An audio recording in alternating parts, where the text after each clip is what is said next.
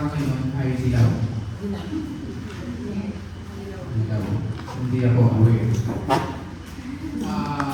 Kumusta ang double pay? Taas kamay ng mga double pay. Ang start ng holiday is, double pay is 12 to, mamaya, 12 diba? So yung mga 5A, may nagtag na naman kayong 6.5 hours. Tama? So habang nire-ready natin yung, ayan, pwede tayong tumayo muli at basahin natin ang ating declaration of faith. Sabi-sabi natin basahin, today, listen to God's word, giving powers to obey His instructions and corrections, leading you to stand to take the right direction. Godliness, spirituality, every good work, and to glorify God. Pwede tayo maupo. Thank you. And tayo ay nandito pa rin sa ating tema about Ecclesiastes. Chapter 4, verse 9. Ang sabi niya, two people are better off than one, for they can help each other succeed. But for this morning, babalikan ko yung verse 8. And I will be more focused on that verse and up to verse 12. And the title of my message this morning,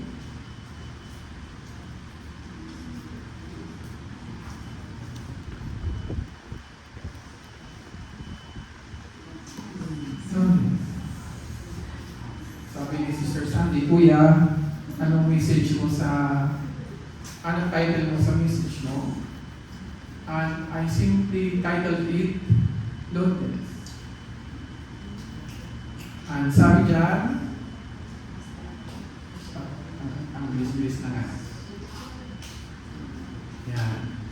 Sabi dyan, this is the case of a man who is all alone, without a child or a brother, yet who works hard to gain as much wealth as he can. But then he asked himself, when somebody asked himself, anong ibig sabihin nun? He is experiencing sadness. Hindi ka magtatanong sa sarili mo kung alam mo na yung sagot. And marami sa atin nagtatanong sa ating mga sarili sa maraming kadahilan. Amen. But sabi ng taong to, who am I working for? Who am I working for? Kanino ba ako nagtatrabaho? Why am I giving up so much pleasure? It is also so meaningless at the person. Now, before that, let's pray again. Father God, thank you for your word. Salamat Ama sa iyong mga salita.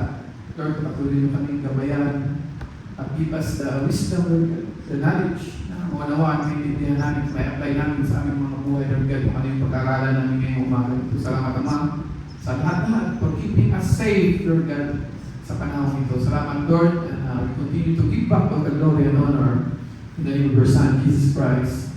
And everybody says, Amen, and Amen, and Amen. Now, sabi sa Psalms 102, and I focus on verse 5, sabi doon, I am like an owl in the desert, like a little owl in a far-off wilderness. I lie awake, lonely, as a solitary bird on the earth. Now, an owl experiencing a deep isolation and sadness, being in a dry and empty place, a wilderness. Now the bird on the rope shows sleeplessness, constant worry, and having no one to share the burden.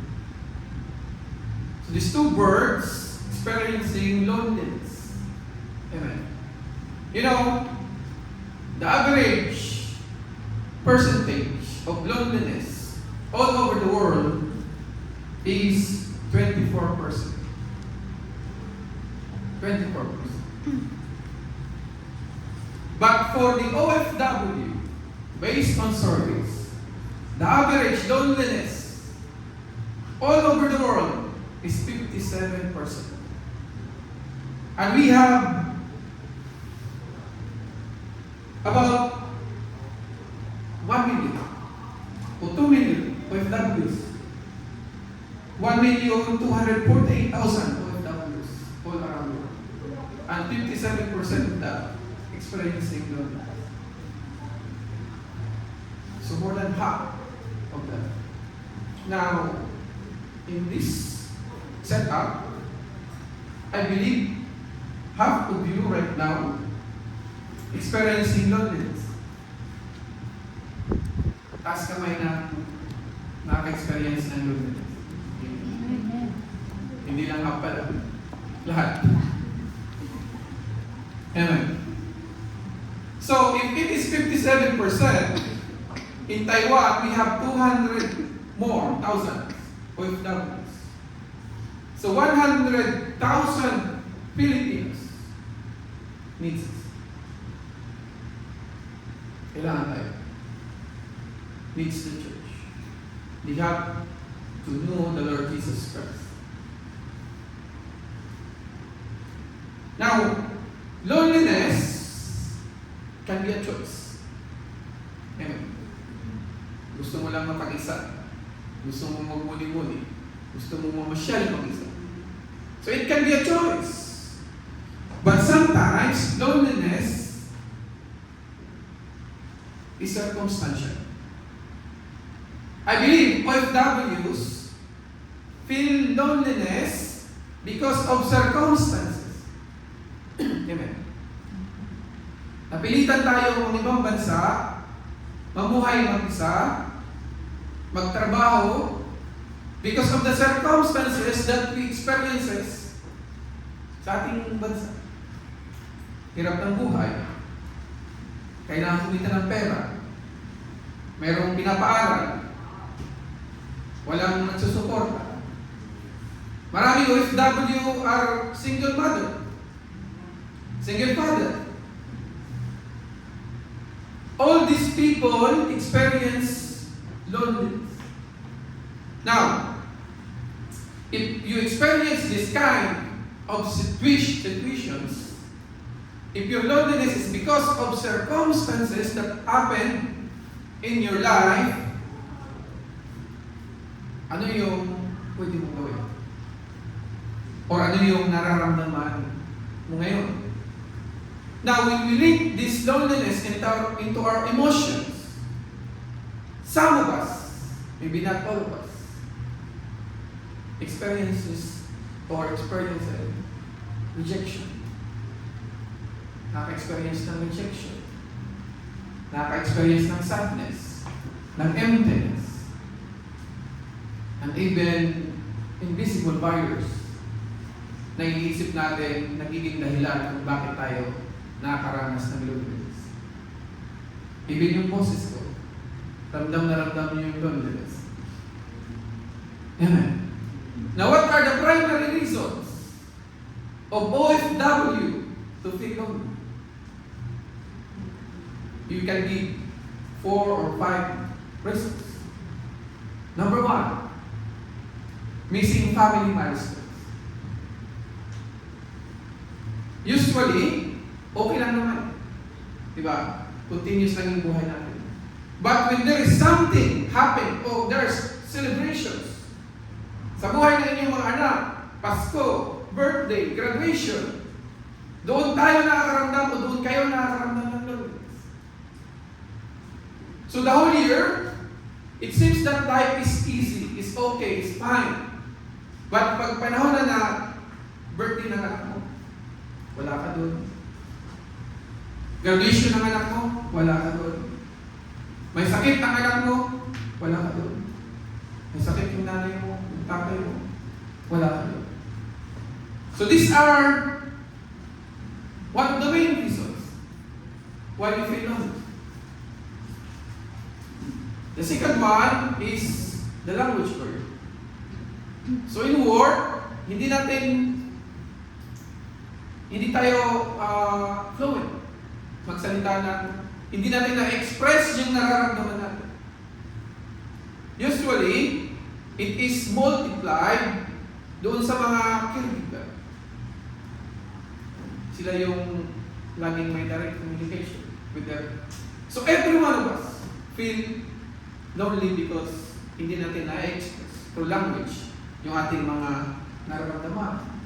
Number 3 is because sometimes puro lang tayo trabaho. All work, no play. Sino dito ang sobrang sipag mag-overtime? Lahat tayo, lahat. So, pag wala ka ng pleasures, o wala ka ng iba pang ginagawa, maliban sa trabaho, this can give you much more loneliness sa buhay. Lastly, money stress. Pera. Financial burdens. Heavy financial burdens. Hindi lang financial burdens. Heavy. Mabigat. Pasan mo ang lahat ng problema ng mga kamag-anak mo, ng pamilya mo, ng mga kapatid mo, ng mga pamangkin mo. Lahat, pinasan mo na. So pag pinasan mo ang mga bagay na ito, what will you feel? Anong mararamdaman natin? Heaviness. Parang ang bigat-bigat. Amen. And sometimes, when you ask your neighbor, tinanong mo yung mga kasama mo sa trabaho, ang lagi nilang sinasagot, I'm fine. Right? Okay na ako. We put a mask. Naglalagay tayo ng masker. We put a mask of saying, I'm fine and okay lang ako. But when you remove that mask, you can see in your eyes the feeling of loneliness. Hindi madali. Hindi madali. Loneliness is not a question of presence or absence of human persons beside you. Loneliness is not a question of presence or absence of human person beside you. You can be in a crowd, but you still feel lonely. Loneliness is the state of the heart that is empty. It is a state of the heart that is empty. And the Lord said, there's no misery like a lonely heart. There is no misery like a lonely heart. Hindi madali yung nagkaroon tayo ng lonely heart. And then, God asked me, gusto mo ma-cure yung lonely heart?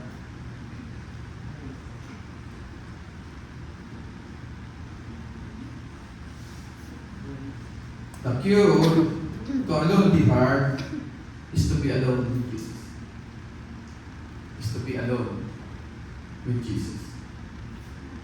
This is the case of a man who is all alone, without a child or a brother, yet who works hard to gain as much wealth as he can.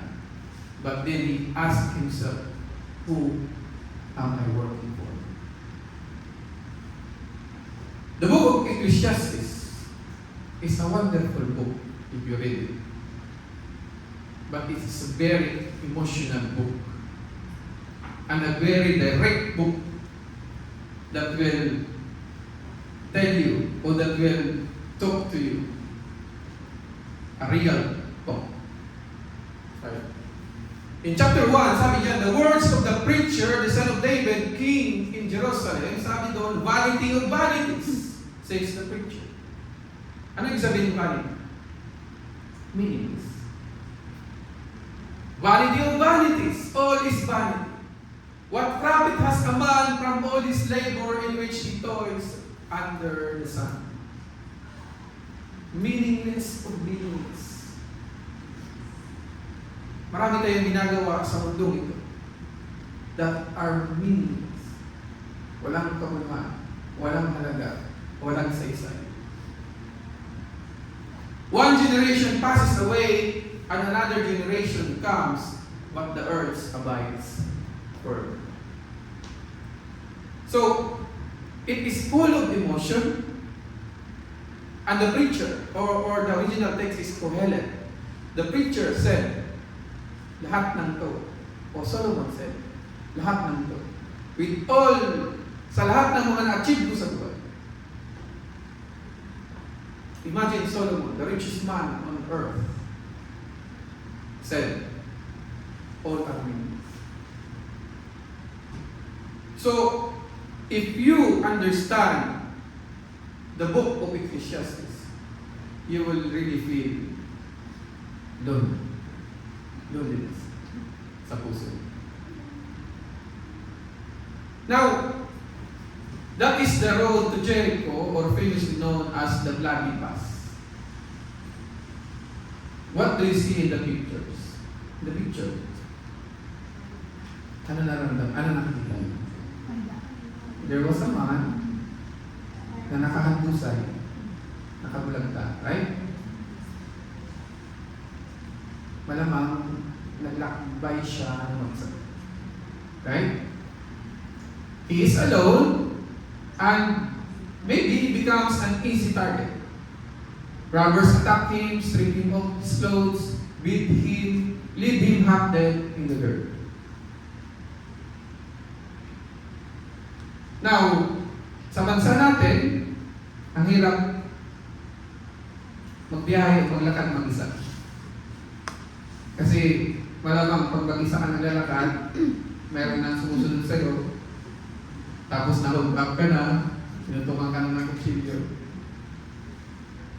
Hindi mo dali ang mamuhay mag-isa. And if you look at that situation, if you are the one, kung ikaw yung dadaan, tutulungan mo ba siya?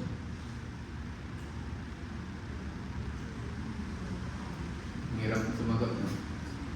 Kasi baka pag tinulungan mo, ikaw yung sisihin. Baka mapagkamalang ka pang after. Di ba? Lalo na walang CCTV. Minsan, hindi tayo tumutulong because we feel na baka tayo yung mapagbintangan. Right? But, in the next picture, anong nakikita niyo? There was a man who helped na tumulong doon sa isang taong nakahandusay. He chose to help that man without hesitation, without thinking kung anong mangyayari sa kanya. And that was the parable of the Good Samaritan that was told by Jesus. Sabi doon, as he lies there helpless, two religious figures pass by, but instead of helping, they cross to the other side of the road. Remember, there are two religious figures na dumaan, right? At hindi nila yung tinulungan. They chose isolation of the community. Hindi natin alam kung anong dahilan bakit hindi na tinulungan. Ayaw mo maging judgmental. Siguro nagmamadali sila kasi magsasamba pa sila. Yeah. Religious figure. Malilit na sa praise and worship. Preacher yung isa. So, it might be reasonable. O talagang takot tumulong. Kasi hindi natin alam minsan kung anong mangyayari sa atin pag tayo sa bansang Taiwan, sabi nila, huwag kang basta-basta makialam. Tama? You have to have the wisdom kung paano gagawin yung pagtulong. Finally, a Samaritan comes alone. He doesn't just feel pity, he takes action he binds up the man's wounds, puts him on his own animal, brings him to an inn, and takes care of him. He becomes the companion, the dying man desperately needs. So here comes kasama ni Tanuban, kalaban ng mga Hudyo, tinulungan yung Hudyo. Ginawa niya lahat yun because he just chose to help. Ang sarap sa pakiramdam if tayo mayroong taong tumutulong. Amen. Because there are moments in our life that we desperately need help. Maraming pagkakataon sa buhay natin na nangangailangan at sobra tayong nangangailangan ng tulong. At marami din sa atin dito nakaka-experience na walang tumulong sa atin. Na walang tumulong sa atin. Now, if you experience this kind of situation, you will feel alone. You will feel lonely. Na bakit wala man lang isang tumulong sa atin? Hindi madali yung pakiramdam ng loneliness. Now, there is a danger of being isolated. The danger of isolation. Sabi diyan, Ecclesiastes chapter 4 verse 8, didiretso na ako dun sa ano, sabi doon, living only for yourself. Now, this case is a man choose to be lonely. Yung namumuhay tayo because only for ourselves. Kung ayaw mo pakilaman ka, kung gusto mo ikaw lang mag-isa, yung nagpunta ka ng Taiwan trip mo lang, you just want to live only for yourself. Na mayroong danger pag yun ang in-apply mo o yun yung ginawa mo sa sarili mo. Yung gusto mo lang mamuhay mag-isa. Now, God did not create human beings to be alone or to be an island. Amen. Sabi sa Genesis chapter 2 verse 18, then the Lord God said, it is not good for the man to be alone. I will make a helper who is just right for him. Now remember, in the book of Genesis, sabi niya, when God creates the creation, sabi niya, it was good. Again and again, sabi ng Lord, it was good. He created the oceans, the seas, the mountains, the birds, everything. Sabi niya, it was good. And then He created Adam, a man. Ano sabi ng Lord? It was very good. So, when God created us, when God created you, anong nararamdaman ng Lord? It was very good. But after when the moment God tackled the issue of being alone, sabi niya, it is not good. The first, I believe, God, siya mismo yung kauna-unahang nag-raise ng issue ng loneliness. Kasi sabi niya, nakikita niya kaya mag-isa. Sabi niya, hindi. It is not good for the man to be alone. Now, anong ginawa ni God? Para masolusyonan yung problema. He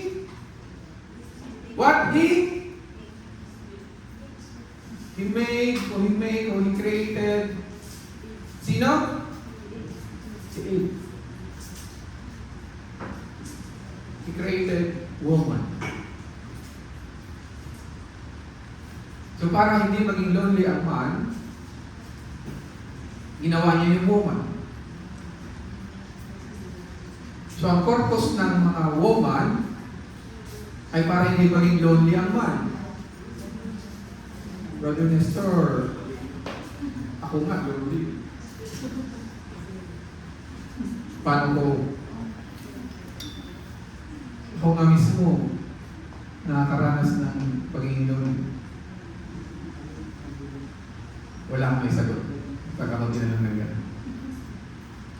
I will make a helper who is just right for him. So ginawa niya ang lahat ng hayop at wala siyang makitang pwedeng maging right for Adam. So he created him. Tinanggal niya isang rib. Ginawa niyang woman. Nung nakita ni Adam, sabi niya, "Whoa." He was amazed. Sabi niya, "Whoa." Remember, Adam, siya yung nagbigay ng mga pangalan sa lahat ng hayop. Pero nung ginawa na yung woman, hindi niya pinangalanan ng hayop. Sabi niya, "Whoa." When you isolate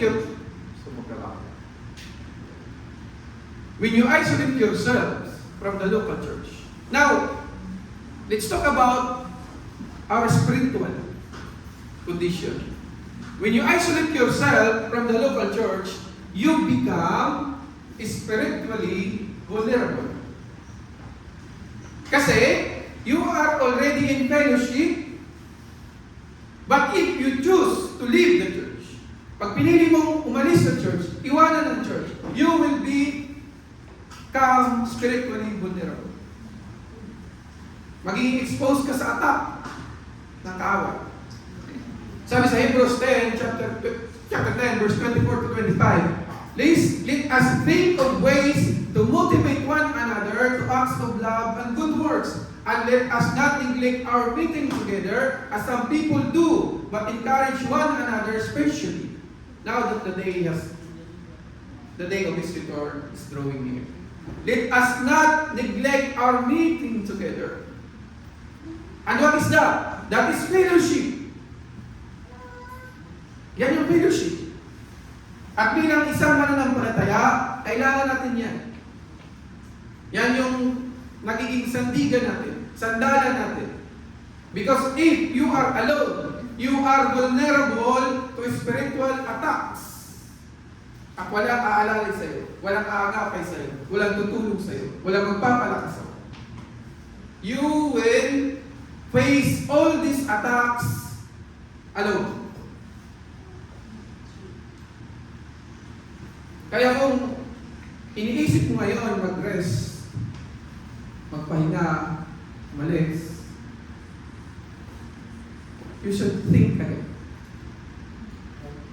Because you will become more vulnerable. Amen. That's why do not isolate yourself from the local church. Amen. Now, the importance of relationships. Sabi doon, when two people are better off than one, for they can help each other succeed. Now, if you tie your shoelace, can you do it using your single hand or one hand? Can you try? Kaso lahat ngayon naka-crocs na, you know. But when you are in grade 3, grade 4, I remember yung mga sapatos noon, di ba, laging may shoelace. Na-try nyo nang mag-shoelace gamit ng isang kamay. Hindi, di ba? Mahirap, di ba? So, kailangan natin yung dalawang kamay. It is more effective if it's two. Pag dalawa. Right? But, I think it's better if you have someone. Right? Do you believe that it's better if you have someone? Amen! Lalo na pag hindi mo na kailangan lumuko para i-showcase yung sintas mo. Sasabihin mo na lang, mahal, yung sintas ko. Yung sintas ko. Tapos may taong gagawa. And that is a wonderful feeling. Right? Look at the face of the girl. Parang si Grace. Grabe yung ngiti. And look at the face of the boy. He was also happy, right?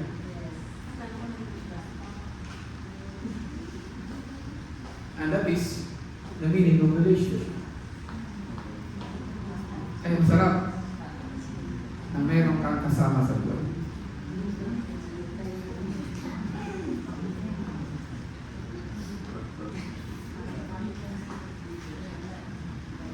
Now,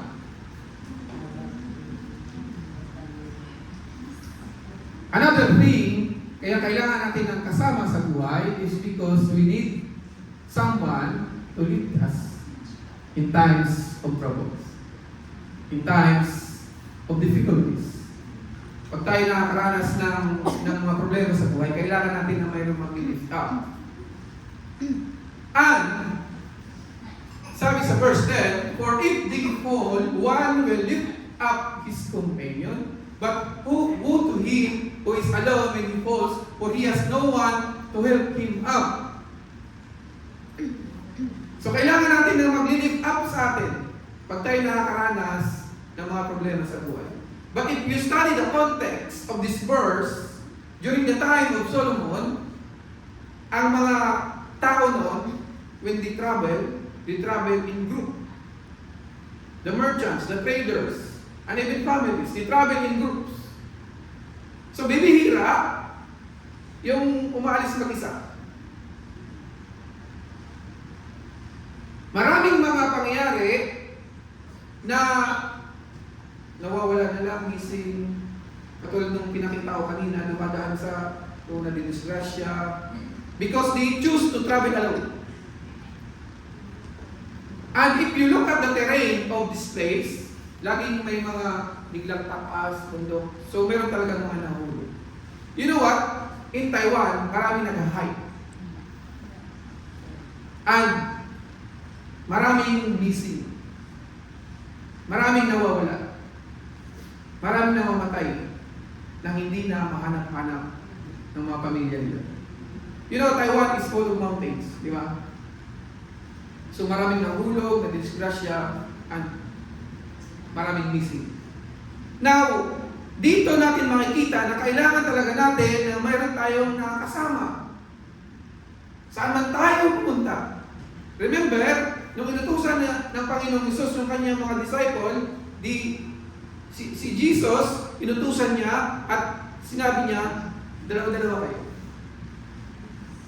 Para ano man ang mangyari, mayroong alalay sa inyo. Sabi sa Colossians 3, verse 23 to 24, work willingly whatever you do as though you were working for the Lord rather than for people. Remember that the Lord will give you an inheritance as your reward and that your master you're serving is Christ. Now, minsan sa ating buhay,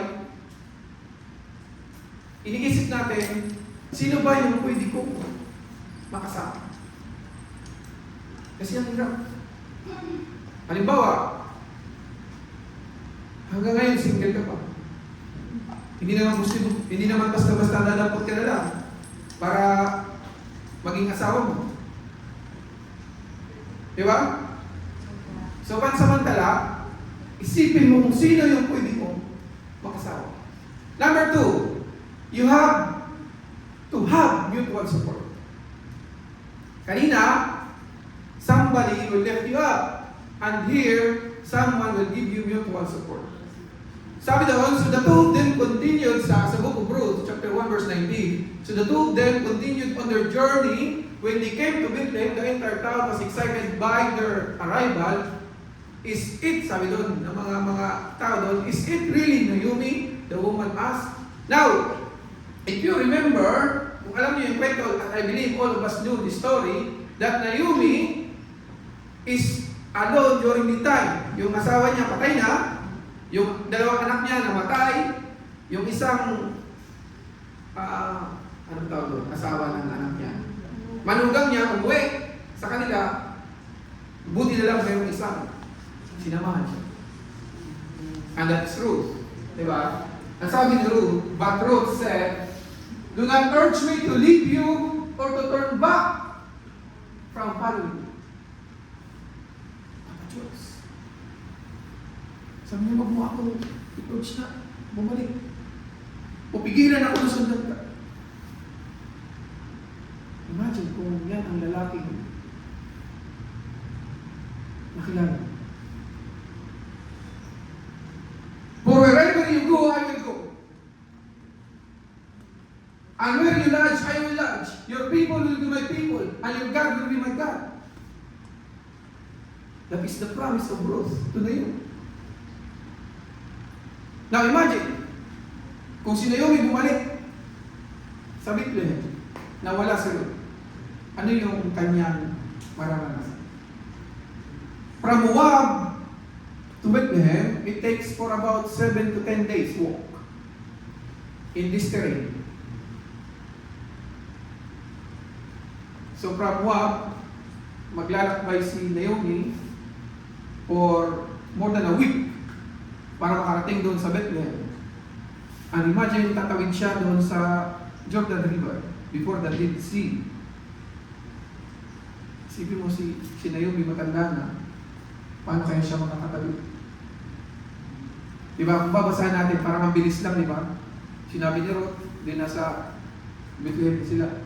But in reality, the journey is hard. The journey is not easy. Imagine si Naomi mag-isa lang. Naisip ko nga, nung pumunta sila papuntang Moab, malamang nag-stop over sila. Nag-lodge sila. All the memories, beautiful memories, ay nakastore sa kanyang isipan, sa kanyang puso. But the moment, nung siya ay babalik na, all that she feel is loneliness. Imagine, makita niya yung team na pinagstihan nila. Buo pa yung pamilya niya. Ang pagbalik niya, si Ruth na lang yung kasama. And most of OFW experience the same situations. Yung uuwi ka, hindi na buo yung pamilya. Yung uuwi ka, wala na yung magulang mo, wala na yung tatay mo, wala na yung kapatid mo. Hindi na buo. Umalis ka ng buo, umuwi ka ng hindi na buo. The sorrow, the sadness, the loneliness, the pain, you will feel all these things. Imagine, hindi niya kasama si Ruth. That is the most hardest feeling to bear. Amen. Hindi madali ang pagkaramdam niya. Buti na lang, mayroong isang tao na sinabi niya, for where you go, I will go. And where you lodge, I will lodge. Your people will be my people, and your God, my God. This is the promise of the Lord Jesus Christ to us. That He will never leave us, and that He will never forsake us. Kahit anuman ang nangyayari sa buhay mo, kahit anuman yung nararanasan mo, He will never leave us, and He will never forsake us. Kung wala kang mapunta, turn to Jesus. At sasamahan ka. Saan ka man pumunta. Now, another thing na ginagawa pag mayroon tayong kasama is to warming one another. Sabi sa verse 11, likewise, two people lying close together can keep each other warm, but how can one be warm alone? Kung mag-isa ka lang, wala kang mayakap pag winter na. Sabi ng isang OP namin, Kuya, malapit na ang bed. Sabi ko, mag-winter na. Masarap pag meron kang isama. Sa Pilipinas, okay lang, init. Walang winter no, bahala. Yes! We need someone to warm us in times na tayo ay nanlalamig. And when we apply it in our spiritual life, when we experience it, or when we feel like parang nanlalamig tayo sa ating pananampalataya, kailangan natin na magwa-warm muli sa atin.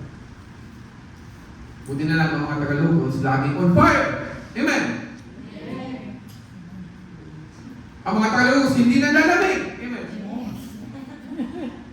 Ang mga Tagalogos nagliliyab palagi. Amen. Kahit may bagyo o may ulan, nandito pa rin. Palakpakan natin ang mga sarili. Palakpakan niyo yung katabi. It's a matter of choice. Hindi kayong buwan sa cellphone na nakahiga. Right? Sabi ng mga anak ko, nanonood sila ngayon, Daddy, pwede pa kami online. Kasi wala silang samba. Yung church nila, pagka hindi maganda yung panahon, nagka-cancel naman. Sabi ko, magkatid kayo sa Daddy, pwede pa online na. Buti lang, online. Siya na, shout out. Siya rin. Yan. So, kailangan natin ng katuwang, katulong, para tayo ay hindi pag-initin. Para tayo ay warm sa panahon na tayo nalalamig. Now, imagine, today, do you have someone in your mind that you feel na parang nanlalamig sa pananampalataya? Meron ba? Meron? Now, I challenge you. After this, kumustahin niyo sila? Baka kailangan lang nila ng isang message, isang text, isang chat para muling pagningasin ng kanilang pananampalataya. That is your assignment. Amen. Sabi diyan sa Galatians 6, chapter 1, verse 2, "Dear brothers and sisters, if another believer is overcome by some sin, you who are godly should gently and humbly help that person back onto the right path, and be careful not to fall into the same temptation yourself." Mabigat. Yung ikaw yung nag-warm, ikaw yung nalamig din. Nadamay ka pa. Kaya sabi dyan, be careful. Mayroong warning. Kasi maraming nangyayari sa iglesia o sa sambahan na imbis na encourage mo yung isang tao, ikaw pa yung nadala niya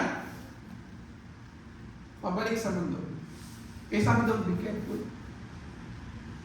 Share each other's burdens, and in this way, obey the law of Christ. Share each other's burdens. Kumustahin mo, alamin mo kung anong pinagdadaanan niya.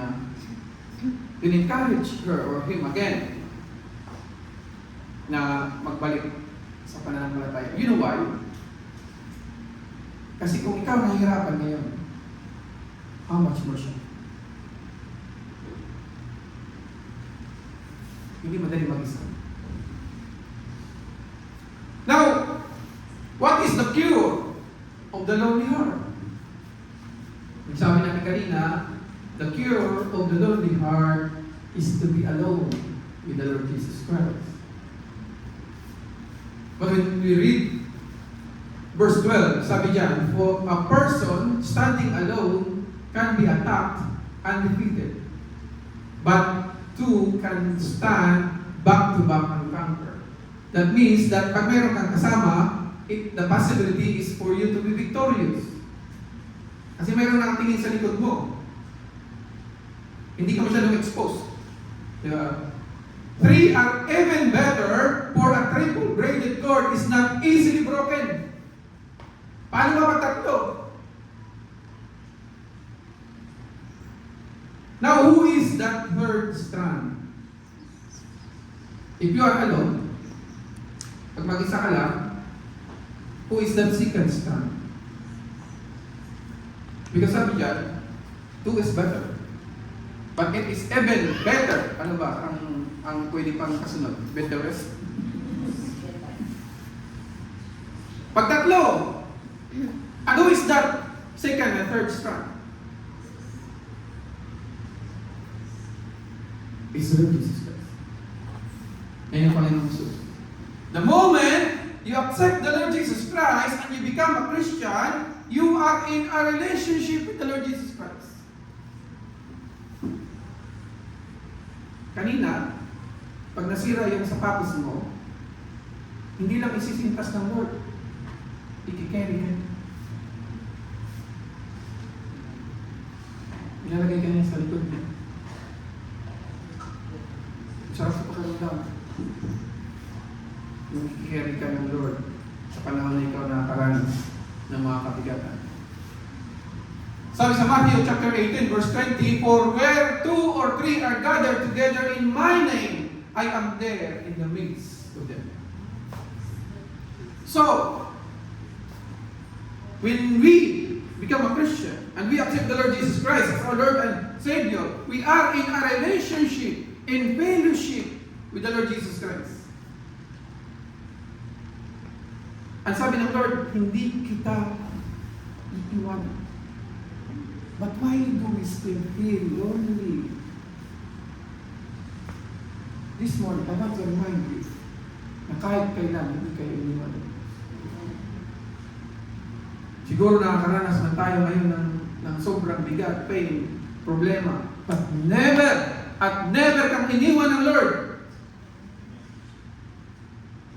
I am there. In the midst of them, in the midst of trials, in the midst of storms, in the midst of problem, in the midst of crisis, the Lord is there dahil yan ang pangako niya sa atin. That is the promise of God sa mga buhay natin. Hindi niya tayo iiwanan. That's why we need to have faith to believe na gagawin ng Lord yun para sa atin. If Jesus is in the center, it is unbreakable. Pagkasama mo ang Panginoong Jesus, it is unbreakable. The threefold cord is not easily broken. Sabi sa verse 8, balikan natin, "But then he asked himself, who am I working for? Why am I giving up so much pleasure?" It is a question. And you know what? The Lord Jesus answered the question. The Lord Jesus answers the question. Jesus answers that cry by offering himself. He doesn't hand us a longer list of religious roles to follow. He offers covenant relationship. He weaves us into the threefold cord. Sabi sa Ecclesiastes chapter 4 verse 12, guaranteeing we never have to labor or suffer alone again. Yan yung pangako ng Diyos. Yan yung ginawa ng Lord sa cross. Sa cross. Sabi ng Lord, "Father, forgive them, for they know not what they do." Even in the cross alone, ang iniisip niya, tayong mga mananampalataya. When Jesus come into Jerusalem, sabi ng mga tao, "Hosanna, Hosanna." 5 days after, sabi ng mga tao, "Crucify Him." Ano na lang yung nararamdaman ng Lord during that time? Pag naiisip niya na yung mismong mga tao na pumupuri, na nagtaas ng boses, nagsabing Hosanna, ay mga tao nagpapako sa akin sa cross. Pero ang sabi ng Lord, "Father, forgive them, for they know not what they do." Alam ng Lord yung ginawa mo, pero hiningi ka na ng kapatawaran sa Kanya. That is fellowship. Ayaw niya maputol, magkaroon ng gap yung relasyon mo sa Panginoong Diyos. Kaya sabi niya, patawarin mo sila. Sabi niya, "Today, shalt thou be with me in paradise." Sabi niya doon sa katabi niya, "Dadaling kita sa paraiso." That is fellowship. Yung taong kumilala sa Kanya, hindi niya iniwan. Dinala niya sa paraiso. And then sabi niya, "Woman, behold thy son, behold thy mother." Yung kanyang ina, inahabilin niya kay God. Ayaw niya na yung kanyang ina mamuhay mag-isa. That is fellowship. That is how the Lord care about fellowship. Yan yung gusto ng Lord sa mga buhay natin. Na mayroon tayong kaagapay sa buhay. Na hindi tayo mamuhay na mag-isa. Na huwag mong piliin na mag-isa. Dahil sa cross ng Kalbaryo, ginawa niya ang lahat. Pinako siya na mag-isa. Sa cross na yan. Dahil ayaw niya na mag-isa ka. Sa buhay mo. Sabi niya, my God, why have you forsaken me? Dapat tayo ang nagsabi niyan. Pero inangkin lahat ng Lord.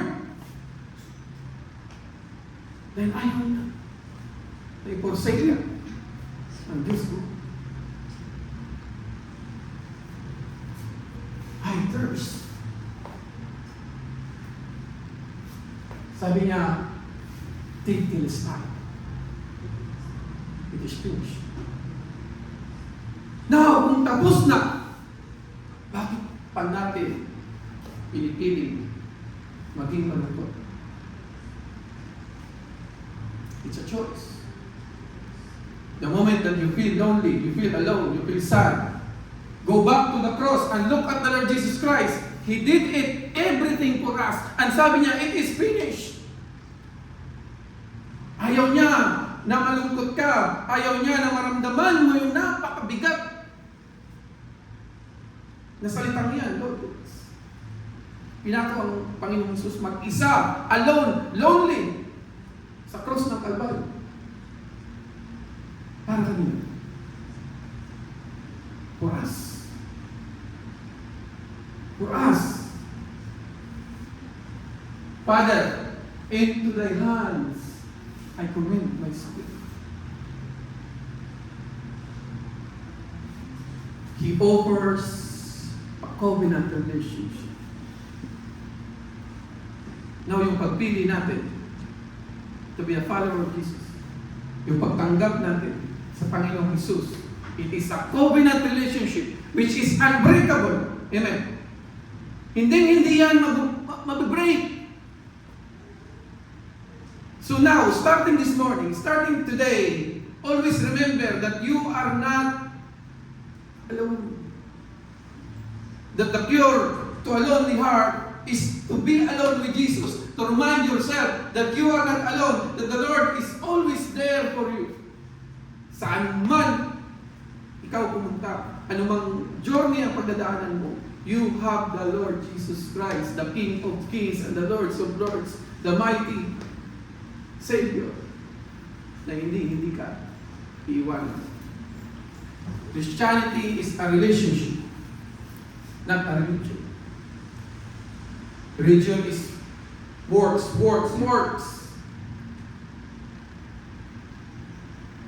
The cross is entirely about reconciliation, intimacy, and shared life, or fellowship with the community of believers. Always remember that. We should always go back to the cross. Pag ikaw nakaramdam ng lungkot, go back to the cross. The Lord wants us to have a joyful heart. Kaya niya ginawa ang lahat. Now, I want to encourage you how our relationship to God changes teamwork. Dahil yun yung tema natin. When a team operates on relationship modeled after Christ, kasi yun yung tema natin, reflects Christ, it mirrors the cross. Instead of judging a struggling teammate,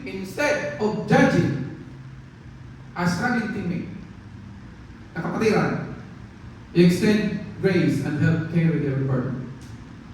Kung natin God, talk to them, kumustahin mo,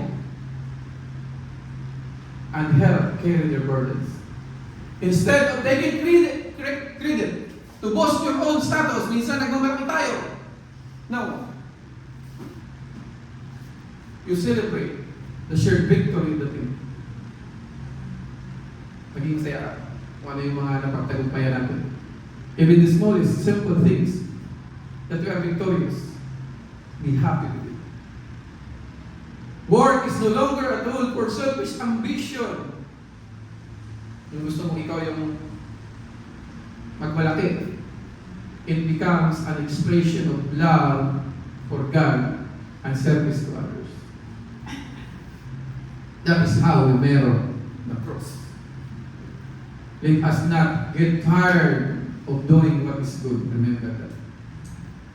Huwag tayong magsawa na gumawa ng mabuti. At just the right time, we will reap a harvest of blessing if we don't give up. Ano man ang nangyari sa mga buhay natin, huwag kayong magsawa na gumawa ng mabuti. Now, this morning, yung aking kapatid ay nag-post ng kanyang panganay na anak, aking half-brother. Ang sabi niya, salamat sa mga tumulong. Now, his son graduated cum laude sa, alam ko, isa sa mahirap na eskwela sa dating school. Ako graduate cum laude. His son graduated cum laude. And I remember my father's paalala ng tatay ko sa akin.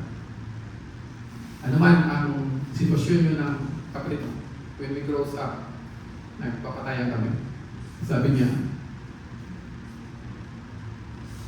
huwag kang tumigil sa pagtulong.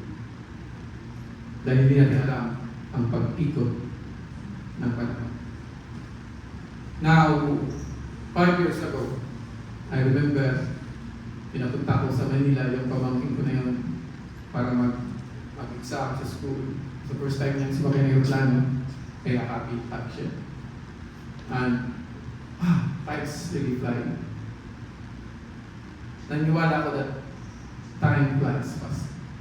Si Isaiah, ganyan lang yun ngayon, pero magugulat na tayo kung daw din yun.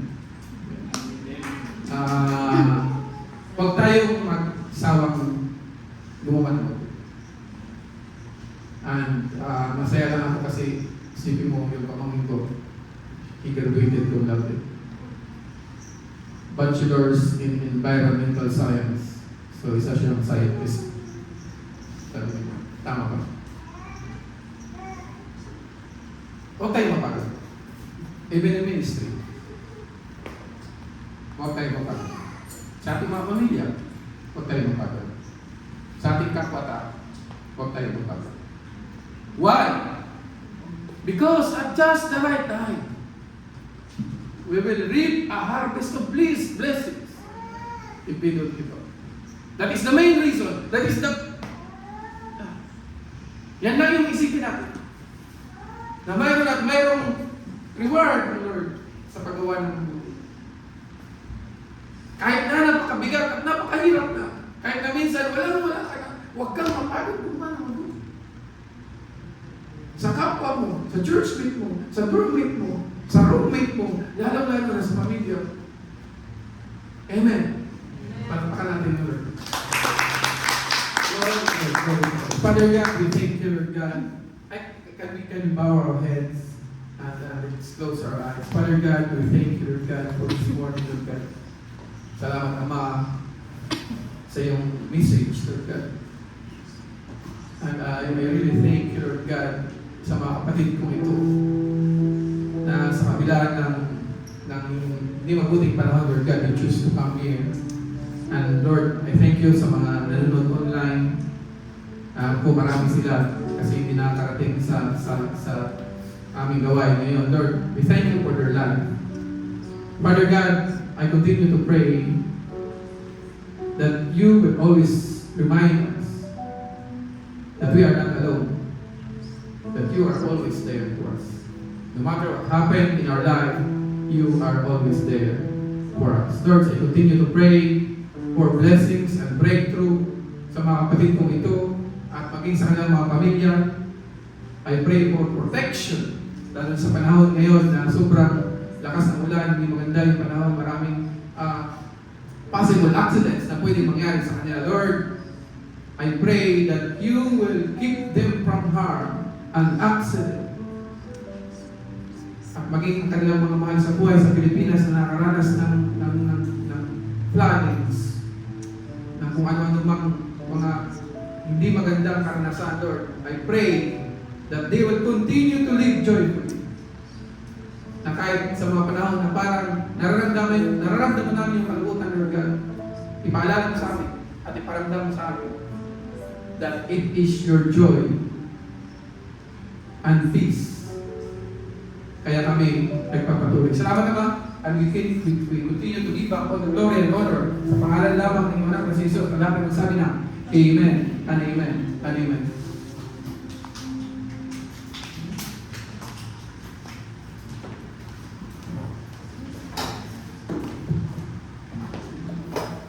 Yun, are we blessed po ba mga kapatid?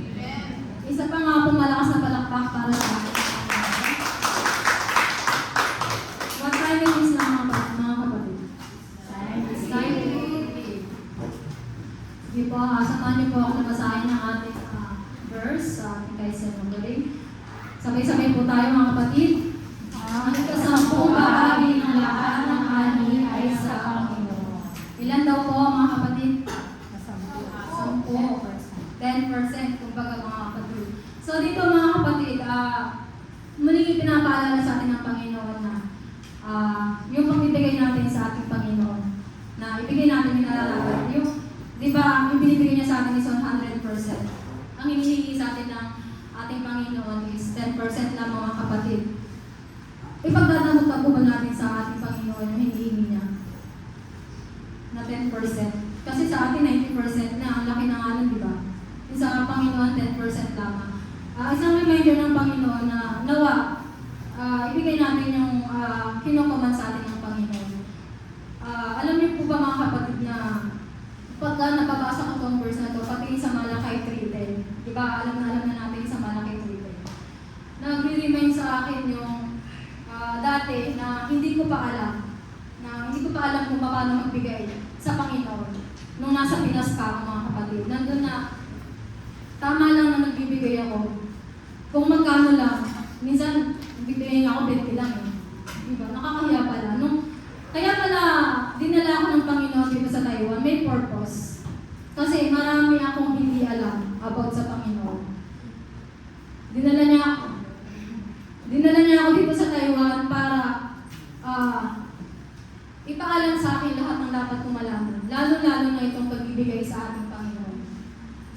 Kaya pala, naisip ko lang dati na kaya pala yung mga naranasan ko sa bansang Pilipinas ay grabe.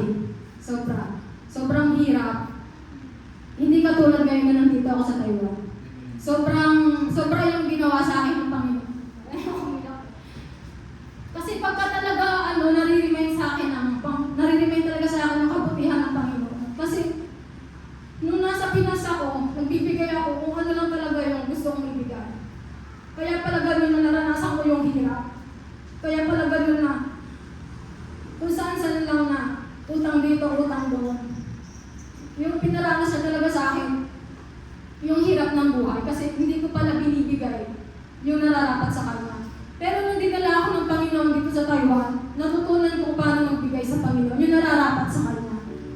Yung tinuro sa akin ng Panginoon dito na ibigay yung nararapat. Nandun na yung may kapalit talaga. Totoo talaga yung salita ng Panginoon, mga kapatid. Hindi lamang ito sinasabi o pinabasa sa atin or pinapaliwanag. Kundi, mga kapatid, totoo talaga yung salita ng Panginoon na once talaga na sumunod ka sa command ng Panginoon, nandun talaga yung kapalit na blessing sa ating mga kapatid. Ngayon na nandito na ako sa Taiwan, hindi ko na nararanasan yung mangutang doon, mangutang dito. Hindi ko na inaalala yung due date, saka yung due na daan sa Pinas, grabe. Halos hindi na ako makalabas ng bahay. Kasi hiyang-hiya na ako sa mga napapagutangan ko na hindi ko agad nababayaran. Pero dito talaga, grabe yung, alam niyo naman yung buhay ko, di ba, na mag-isa lang ako na sa mga anak ko. Pero grabe yung Panginoon, hindi niya ako hinahiya, hindi niya ako pinapabayaan na matuyo, hindi niya ako pinapabayaan na mawalan. Talagang yung blessings ng Panginoon sa buhay ko sobra. Kaya, share ko lamang ito mga kapatid na isang reminder sa atin na yung salita ng Panginoon is totoo mga kapatid. At meron pa po tayong isang verse sa Acts chapter 20, verse 35. Ginawa ko ito upang maipakita sa inyo sa ganitong pagsusumikap ay matutulungan natin ang mga duha. Lagi nating alalahanin ang sinabi ng Panginoong Hesus na sabay-sabay po tayo mga kapatid. Isa-isa po mga kapatid. Amen po ba mga kapatid? Saka huwag po tayo mag-alala mga kapatid sa binibigay natin sa Panginoon. Hindi po yan napupunta sa wala lamang mga kapatid. Ginagamit po yan sa gawain ng ating Panginoon mga kapatid. Hindi po namin yan pinangkakapilang, hindi namin yan pinangkakain mga kapatid. Kundi mga kapatid, kung alam nyo lang mga kapatid, ang dami na talaga natulungan ng mga binibigay natin sa ating Panginoon. At lagi po natin tatandaan na yung binibigay natin sa Panginoon ay wala, na hindi na pupunta sa wala lamang. Ang reminder ng Panginoon sa atin na maging yung pagbibigay natin is maging bukas palad talaga tayo, mga kapatid. Hindi man natin minsan nararanasan natin na parang nagkukulang tayo, pero hindi tayo pinapabayaan ng Panginoon, mga kapatid. Kaya mga kapatid, isang reminder lamang ng Panginoon sa umagang ito na ibigay natin ang nararapat sa ating Panginoon. Amen po ba? Amen. Amen. Sige po, tayo manalangin mga kapatid. Yes, Lord God Jesus. Hallelujah, Panginoon. We praise you, God, sa umagang ito, Panginoon, na ipinagkaloob sa aming Panginoon. Tuloy nga po, Lord God, na napakabuti mo sa aming buhay, Panginoon. Hindi ka nagbabago, Panginoon. Noon, ngayon, at pagkailan ng Panginoon. Ikaw ang aming Diyos, nag-iisa sa lahat, Panginoon. Ang aming Diyos na nagpo-provide ng lahat ng aming mga pangangailangan, Panginoon. Ang aming Diyos na sinasamahan kami sa lahat ng mga pagsubok na dumarating sa aming buhay. Ang aming Diyos, Lord God, na patuloy, Lord God, na nagbibigay sa amin ng kalakasan sa araw-araw, Panginoon. Ang aming Diyos na buhay, Panginoon. Patuloy, Lord God, na kami papasalamat sa lahat, Panginoon ko, ng mga blessings, Panginoon, na ipinagkakaloob sa amin, Lord God. Salamat sa mga provision, Panginoon. Salamat sa mga reminders mo, Panginoon ko, lalo na sa umagang ito, Panginoon. Sa iyong mga salita, Lord God. Salamat, Panginoon ko, sa buhay, Panginoon ko, ng iyong anak, Lord God, na ginamit sa umagang ito, Panginoon. Patuloy, Lord, dalangin namin ang kanyang buhay, Panginoon ko, na gamitin mo pa nga po, Panginoon ko, na mas marami pa, Panginoon, na may-share, Panginoon ko, ng iyong mga salita, Panginoon. At patuloy, Lord God, na i-bless mo nga po, Panginoon ko, si Brother Nestor, Panginoon, at ang kanyang buong pamilya, Panginoon ko, na siksik-liklik at umakapan ng pagpapada, Lord God. Patuloy, Lord God, diningatan mo sila sa araw-araw, Panginoon, maging yung kanilang anak, Panginoon ko, na si Shana at si Shandri, Panginoon. Lagi mo silang ingatan sa kanilang pag-aaral, Panginoon. At Lord God, gamitin mo pa nga po sila, Panginoon ko, sa ikakalago ng iyong kingdom, Panginoon. At sa umagang ito, Lord God, sa aming mga narinig na mga salita mo, Panginoon, dalangin namin na hindi ito maagaw ng kaaway, Panginoon ko. Sa paglabas namin sa bahay pa ng bahay ko, Lord God, dala-dala namin, Panginoon ko, ang mga salita na hindi lamang namin napakinggan, hindi lamang namin nabasa, Panginoon, kundi Lord God, nilagay mo ito, Panginoon ko, sa pinakailalim na parte ng aming puso, Lord God, na magamit namin sa pang-araw-araw namin na pamumuhay. At Lord, dalangin din namin na ma-share din namin ito, Panginoon ko, lalo-lalo na sa hindi pa nakakakilala sa iyo, Panginoon. Salamat din, Panginoon, sa mga kapatid namin na nakasama namin sa umagang ito, Lord God. Salamat, Panginoon, dahil hindi ko nila nalantaan, Panginoon ko, yung lakas ng ulan. Bagkus, Panginoon, mas pinili nila, Panginoon ko, na makasama kanila sa umagang ito, Panginoon. Patuloy, Lord God, mamaya, Lord God, sa aming pagsamantalang nagwahay. Walay, Lord God, patuloy, Lord God, ingatan mo po ang bawat isa, Panginoon. Nandun, Lord God, na safe and sound kami na makauwi sa aming mga tinitirahan, Panginoon.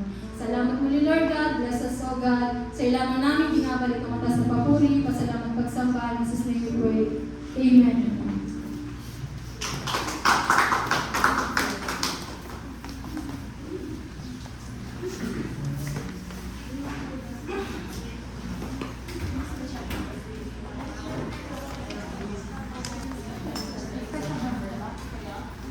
Yan, isang mapagpalang umaga muli sa ating mga kapatid.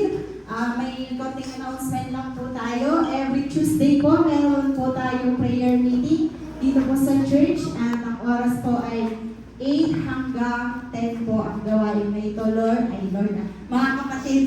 And then, sa Thursday din po, meron po tayong online CG or meron ding Bible study. Naway po sana ay mag-join po tayo lahat at Ganyan din po sa ating Sunday service. 9 a.m. po ang start hanggang 11 po na yung sana ay kahit ang mga mangyari sa paligid natin ay tayo pa rin ay sama-sama na awitan, papurihan at pakinig ng mga salita ng Diyos. Tayo muli ay tumayo, palakpakan natin muli ang ating Diyos na buhay. Tayo po ba ay ka-bless sa mga narinig natin? Ano nga ulit yung verse natin sa buwang ito? Ano yung tema natin? Yung verse, Ecclesiastes chapter 4, verse 9. Sabi niya, two are better than one because they have a good reward for their toil. Ang buhay po natin mga kapatid is not designed for companionship, not isolation, for intimacy, not loneliness. Nandito po tayo sa mundong ibabaw mga kapatid, hindi para pagsilbihan ng ating mga sarili, kundi ay pagsisilbahan natin ng ating Panginoon, ng ating mga kapatiran. So, huwag po natin i-isolate ang sarili natin and try to go alone. Seek out others and be active member. Palakpakan natin ang ating Diyos na buhay.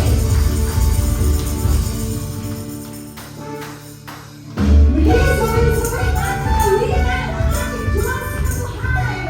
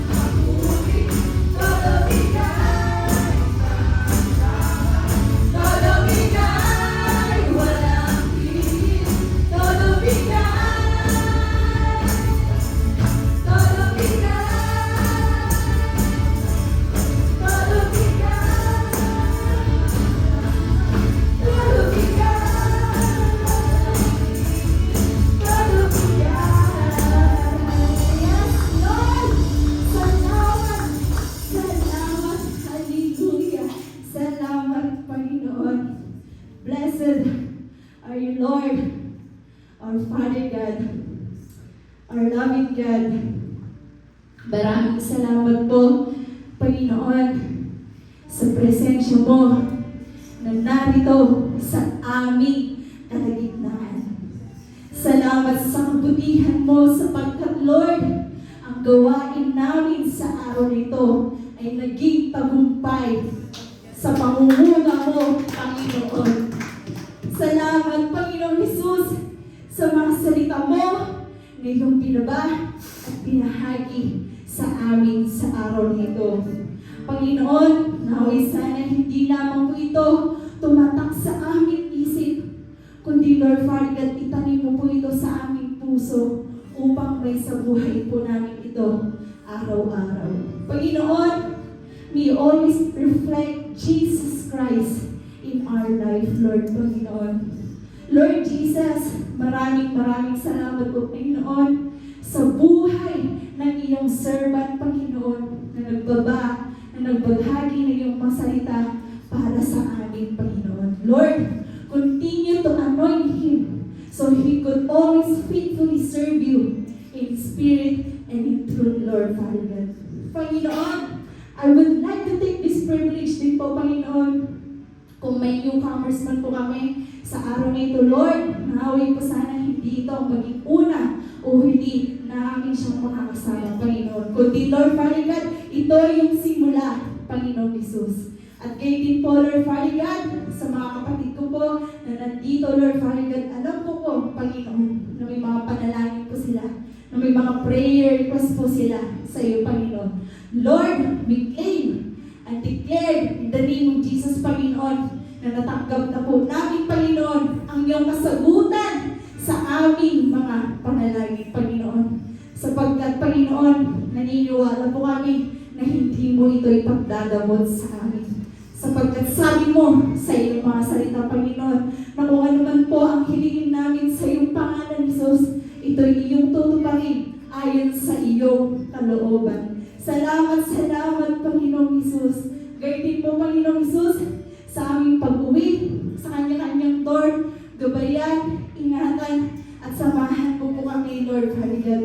Lord, lalong-lalo na po sa aming trabaho, Panginoong Jesus. Protect us from accidents, danger, stress, and anything that may harm us, Panginoong Jesus. Lord, help us, Panginoon, to have a good relationship, Lord Father God, with our co-workers, Panginoon, our leaders, Lord Father God, and everyone around us, Panginoon. Lord, help us also to respond as, Panginoon, with grace, humility, and love, Lord Father God. Panginoon, patuloy mo pong i-provide ang aming mga pangangailangan through our word, Lord Father God. Panginoon, we lift up to you also, Lord Father God, ang aming mga mahal sa buhay, ang aming mga pamilya na nasa bansang Pilipinas, Panginoon. May you always protect them, guard them, Panginoon, and comfort them, Panginoon. Lord Father God, let your love abide us, Panginoon Jesus, na may unity po kami, na may pagkakaisa po kami, Panginoon, sa iyong pangalan, Jesus. Muli, Panginoon, maraming salamat po sa katagumpayan, sa gawain namin sa araw na ito. Sa iyo lamang lahat ng papuri, pasalamat at pagsamba at pagdakila sa pangalan mo, Jesus, na aming tagapagligtas. Amen.